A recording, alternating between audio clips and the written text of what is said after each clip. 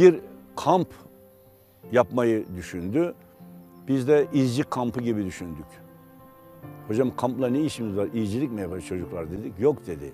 Okullar kapandıktan sonra çocuklar aldığı buradaki bilgileri 2 ay 3 ay neyse sokakta oynarken unutup gidiyor. O çocuklara sahip olalım. Anne babalar da nerede olduğunu bilsin. Dolayısıyla onları da bir dinlendirmiş olur dedi. Bir kamp yapalım dedi. Böyle gölgelik, su olan bir mekan varsa araştırırdık. Oralarda bir kamp yapardık. 2 ay, 1,5 ay, 2,5 ay zaman süreç neyse oralarda çocuklar devamlı kalan da olurdu. Böyle değişmeli olurdu ve sonra da başka yerlerden de zaman içerisinde gelenler oldu. Yani kamp dönemi bir yılına değil devam etti ondan sonra. Böyle bir kamp hizmetlerimiz oldu. İlk kampımız İzmir'in Buca'da Oldur Çiftliği diye bir yer var. Orada yaptık. 8-10 çam ağacının dibinde bir kuyu var orada. Orada şunları da gördük Artı hocamızın yaşayışında. Kuyu suyu elektrik yoktu. İple kova sallayaraktan çekilirdi. Hoca efendi oradan suyu kova ile çeker. Yukarıda bir varil almıştık. Varillerin içerisine dolduruyorduk. Oradan suyu çektiğini devamlı varilleri doldurmak için. Ama hiçbir zaman o çocuklara gelin burada şunları çalışın dediğini görmedim. Ama çocuklar da geriden saygının gereği çalışırken gelip onlara da yardım ettikleri vaki oluyordu. Ve Hoca Efendi'nin çocukların yemeğini yapardı. Temizlenmesi gereken bir yerler varsa onları temizlerdi Hoca Efendi. Yani Hoca Efendi'nin hayatın çalışma kareleri içerisinde yani saymakla bitiremeyeceğim nitelikte her karesinde çalıştığını, bilfiil, bedenen çalıştığını gördüm.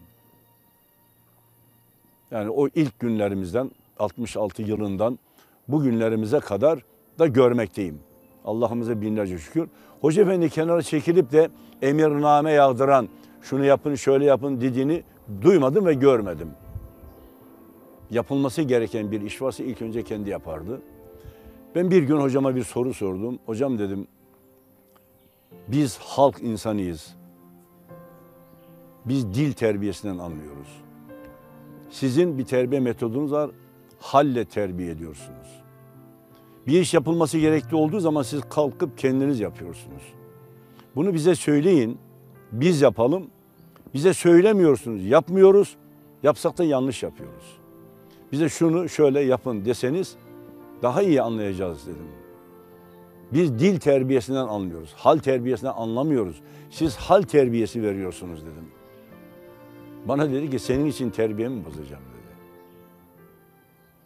Yapılması gereken bir işe varsa niye başkasından bir emir bekliyorsunuz ki kalkın yapın dedi. Ve yapıyorsanız bir noksan ikincisini de düzeltirsiniz dedi.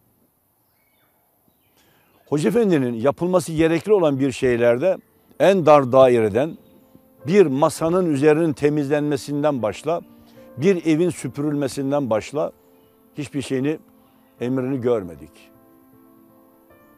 Biz bir idari heyet oluştuk muhterem kardeşlerimiz, 4 kişiydik.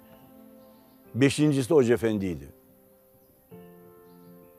Evden yemeğimizi getiriyorduk, seriyorduk bulunduğumuz o odaya bir peştemal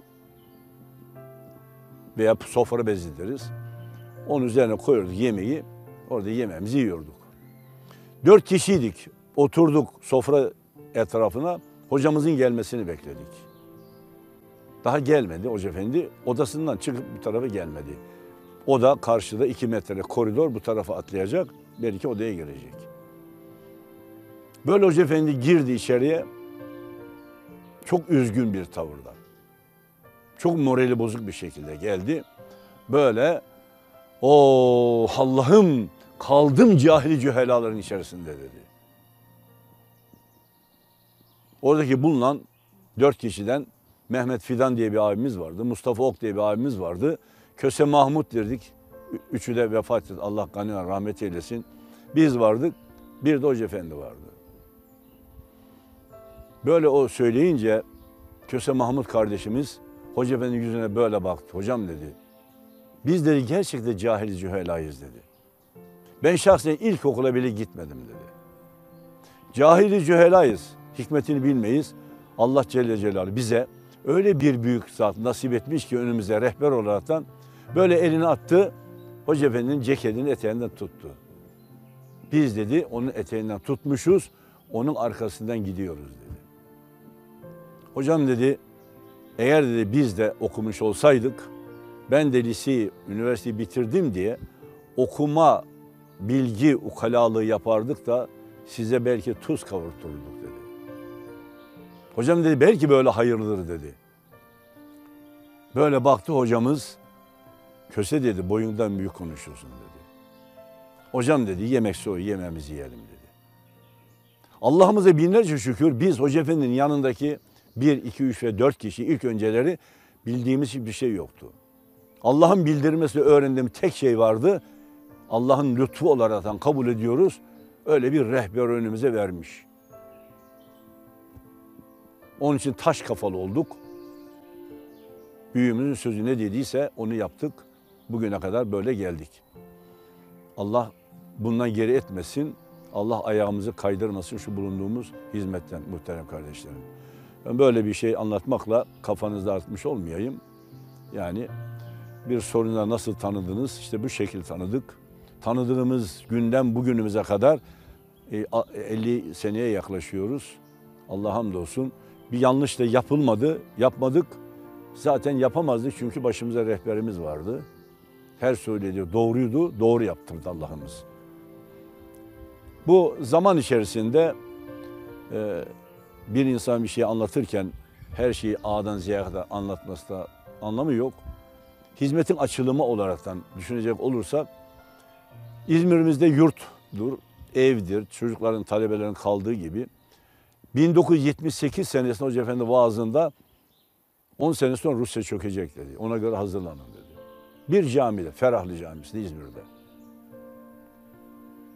Biz tabii mümkün değil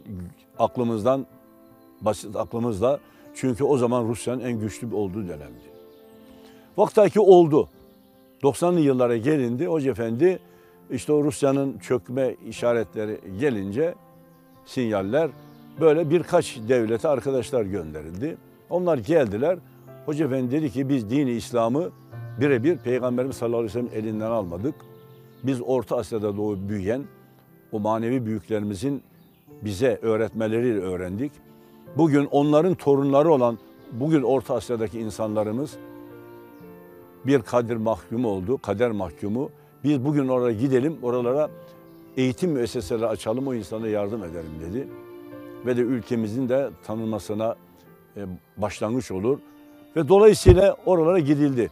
Hoca Efendi arkadaşlara seçenek verdi. Nereye giderseniz ve şu iller, devletlere gidin. Allah nasip etti, ben de Kazakistan'a gittim. Kazakistan'da 15 sene kaldım. 91'in sonunda gittim. 92 yılı eğitim. Oralarda okullar açmak için gönderdi. Ve oralarda da okul açtık. Ben 15 sene orada kaldım. Eğitim faaliyetleri, kendim öğretim kadrosu değilim. Esnafım. Orada da ticarete de başladım 5 sene sonra. Okullar açıldıktan sonra. Müstakil. 3-5 arkadaşımızdan. Orada bir alım satım yaptık. Bir firma kurduk. Bisküvi üretimi yaptık. Şu anda oradaki müesseselerde hem okullarımız hem açılan müesseselerimiz faaliyet halinde. Elhamdülillah yani bir Orta Asya'yı da öyle bir ülkelerde dolaştım. Oralardaki açılan okullar, bugün dünya üzerindeki açılan okulların açılım fikrini Hoca Efendi'nin vermesiyle açtık. Allah ebeden razı olsun diyoruz. Daimi dua ediyoruz. Biz değil, çocuğu okutan, çocuklarını okutan insanlar ve okuyan oradaki çocuklarımız. Yani o ülkelerin insanları. Bunun içerisinde hangi ülkenin hangi insanı var? Kazakistan'da 124 ırk var. 124 ırktan insanların çocukları var. Bu bakımdan oralardaki faaliyetlerimizde de dolu dolu Allah nasip etti. Bulunduk ve bulunuyoruz. Bunların tümünün varlığı Hoca Efendi'nin birebir tavsiyeleriyle. Allah ebeden razı olsun diyoruz ve dua ediyoruz. Değil biz. Bugün dünya üzeri 160'a yakın ülkelerde bu okullar açıldı. Elhamdülillah ülkemizin yüz akı. ve insanlığımızın yüz akı. Giden öğretmenlerimiz de, oraya giden esnaflarımızdan da gayrimeşru, ülkemize ve insanlığımıza leke getirici bir uygunsuz hal görmedik. O da hizmeti bilen insanlar içerisinde. Bunu rahatlıkla konuşabiliyorum, konuşurum. O açıdan bu da Hoca Efendi'nin tavsiyeler doğrultusunda verdiği fikirler istikametinde gelişti. Allah ebeden razı olsun. Allah devamını sağlasın inşallah. Muhterem kardeşlerim. وَلَا تَهِنُوا وَلَا تَحْزَنُوا وَاَنْتُمُ الْعَلَوْنَ كُنْتُمْ مُؤْمِنِينَ. Allah'ım, ezelin kokusunu duyuyorum. وَلَا تَهِنُوا. Gevşeklik göstermeyin. Gevşeklik göstermeyin. Tasalanmayın. Mümin iseniz üstünsünüz.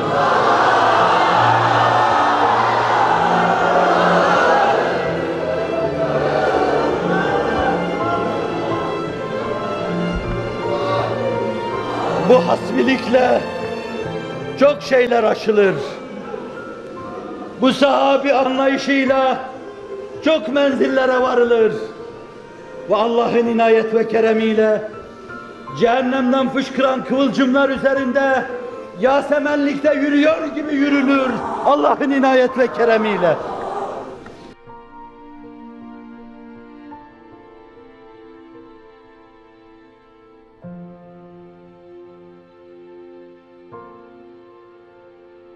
Kamp zamanları hocamızın çok böyle fevkalade insanla edep, terbiye öğretici şahsının yaşadığı haller vardı. Bir gün bir elektrik motoru aldım. Jeneratör. Lamba ışığında oturuyoruz. Götürdüm kampa. Kurduk. Dedim hocam bu jeneratör üretiyormuş. Jeneratörmüş, elektrik üretiyormuş dedim. Denedik. Kablolarını falan da aldım. Lambalarını aldım. Çalıştırdık. O güzel. Bir çağ atlamış gibi. Böyle buradaki bu ormanlık şeklinde ağaçlar, çam ağaçları. Şimdi gittim. Bir gün, her gün gidiyoruz gün aşırı da olsa oraya muhakkak gündüz gidiyoruz. Akşam gece 12'den sonra dönüyoruz. Yayan. Ay ışığı varsa ışığında gelir, yoksa cep fenerimiz var, onun ışığıyla geliyoruz. 17 kilometre tutuyor İzmir'e. Şimdi bir gün gittiğimde böyle birkaç hafta geçti. Hoca Efendi yok. Sordum oradaki çocuklara. Hoca Efendi nerede dedim. Dediler ki motor tamir ediyor. Nerede motor tamir ediyor? Jeneratör arıza yapıyor, onu tamir ediyor dediler. Gittim ben hocamın bulunduğu yere baktım. Aşağıda orada oturmuş, motoru sökmüş, içinden topraklar çıkıyormuş. Hocam geçmiş olsun dedim. Ne oldu hocam? Bu dedi geceleri sönüyor bu. Çalışınca egzozun içerisine toprak giriyor, doluyor. Dolayısıyla bu stop ediyor. Hocam içine toprak girmemesi lazım dedim ben.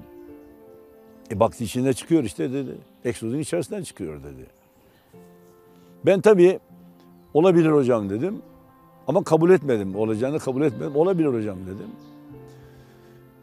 Hocam dedim ben kabir tahtaları gibi o tahtalardan getireyim. Motoru aşağı koyduk. Gürültü yapmasın etrafa diye. Bunun kenarlarına böyle kabir tahtaları dizelim. Dıştan toprak dökülmez dedim. Doğru dedi. Onlarla getirelim. Hocam ben dedim biraz bizim bahçede motor var. Tamirden anlıyorum. Siz yorulmuşsunuz çıkın dedim. Yok dedi az kaldı. Kendisi yapmak istedi. Yaptı çıktı. Ben şimdi Hoca Efendi'yi böyle seyreden çocuklardan bir 4 tanesini durumlarını pek şüphelendim. Onlar yaşta biraz büyüktü. O 4 çocuğa dedim ki ormanın içerisine gelin dedim. 4'ünüz.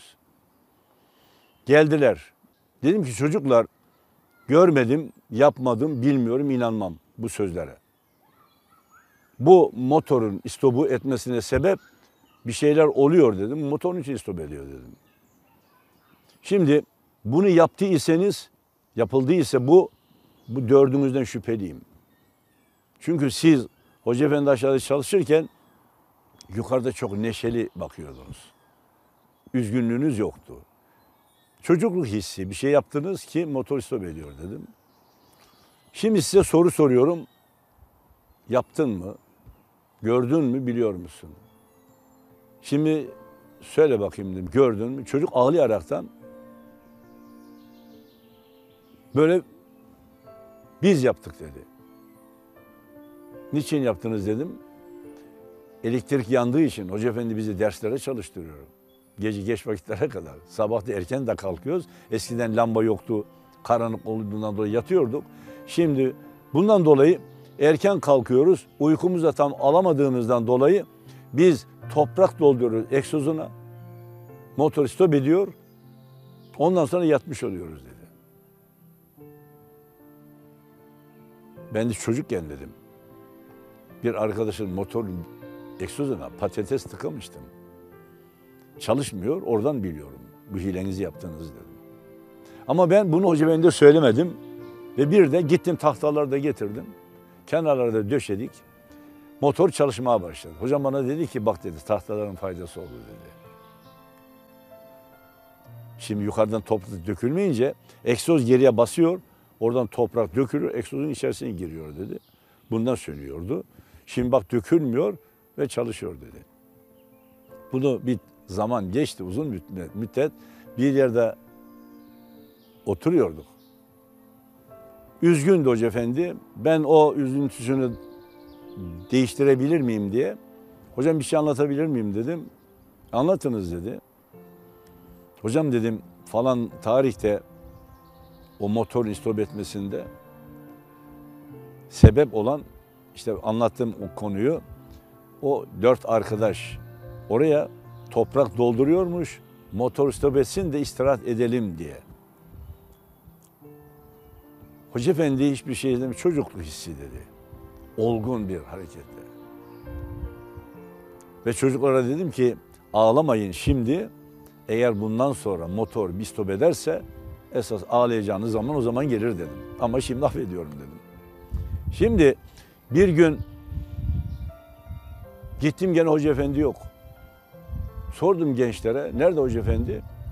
Dedi ki araba ağaca çarpmış. Bir arkadaş arabayı kullanırken onu kurtaracağım diye uğraşıyor dedi. Gittim ormanın içerisinde bir zeytin ağacına. İzmir Müftülüğün bir minibüsü vardı. Oradan Hoca Efendi bazen vaaza gelirken geliyordu arabayla. Bir arkadaş getiriyordu. Yaşar Tunagür Hoca Efendi'nin rahmetlinin oğlu Mehmet Tunagür arabayı almış böyle binmiş giderken ağaca giydirmiş.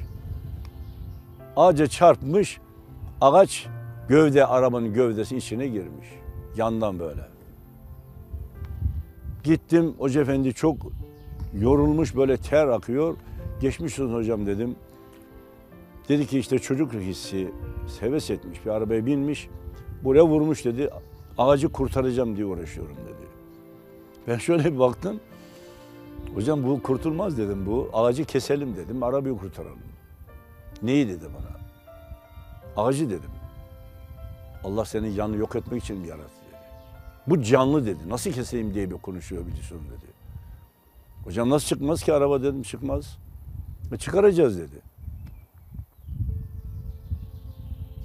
Araba bu. Gövde girmiş. Ben baktım hocam dedim ben çıkaracağım bir şartla siz buradan gideceksiniz ondan sonra çıkarırım. Siz zaten yorulmuşsunuz gidin dersinize bakın ben de bunu çıkarayım dedim. Hayır de sen kesersin dedi. Hocam kesmeyeceğim dedim. Söz diyorum kesmeyeceğim dedim.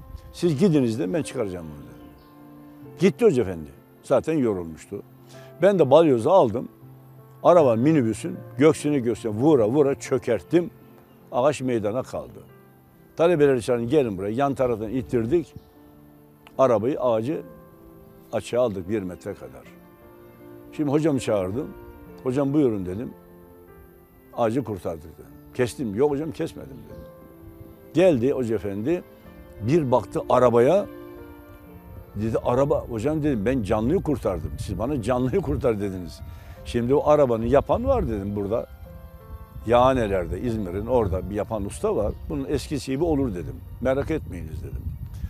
Hoca Efendi'nin canlıya verdiği önem, bir ağaç dalının kırılmasının ızdırabını, bir ağacı kesmesinin ızdırabını burada gördüm. Burada gördüm. Kestirmedi ağacı. Tamam. Sonra dedi ki bir çarşaf getirin. Çarşaf getirdik. Yırttık çarşafı. Toprağı çamur yaptık.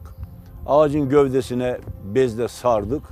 Sebep ağacın kabuğu soyulmuş. Güneş alıp da ağaç kurumasın diye çare. Onu sardık gövdesine. Dibini de açtık. Şimdi devamlı su getiriliyor. Günde 2 defa akşam sabah ağaç sulanıyor. Böyle orada kaldığım süreçte tabii ağaç da toparlandı. Ben bu hadiseden bir 4 sene sonra bir pikniğe gidelim dedi Hoca Efendi.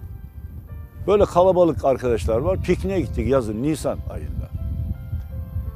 Hoca Efendi gene heyecanlı dedi ki ilk bizim ağaca bir bakalım dedi. Gittik, ağaç tabii palazlanmış. Bana dedi ki bak keseyim diyordun dedi. Canlı bak dedi. Hocam ben keseyim diye bir defa söyledim. Siz bu ağacı gördükse bana bunu keseyim diye söylüyordun diye itham ediyorsun dedim. Ama sen yok edeceksin. Niyetin oydu dedi. Canlı kesilmez kardeşim dedi. Şimdi Hoca Efendi'nin verdiği önem insanlığa, canlıya verdiği önemi anlatıyorum. Ben Kazakistan'a gittim. 15 sene kaldım. Geldim. Oraya gittim. Bu ağacı bir daha göreyim dedim. Gittim oraya. Çekimini yaptım. Kameraya aldım. Resmini de çektim. Hocama götürdüm. Hocam dedim. Buyurun dedim.